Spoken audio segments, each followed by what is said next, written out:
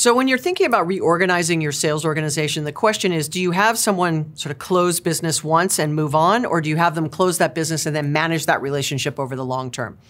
The challenge with that dual strategy is, as a seller, I know what I'm better at. Am I better at closing that new business, or am I better at upselling and cross-selling?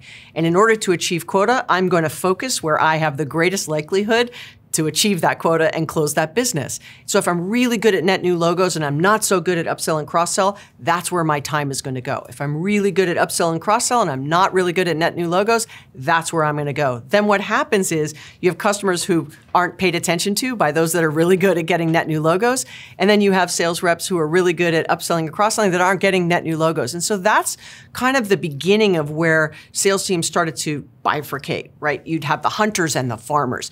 And if you try to mix those two roles, sometimes they will make the decision of where they're going to go and achieve that. So I always caution you, do you have it one person or two people? I think sometimes you could say, let's put some quota around each of those activities. So 30% of your revenue has to come from upsell, cross-sell, and 70% has to come from net new logo. Some kind of way to get them to focus their attention. Maybe it's an accelerator on upsell, cross-sell.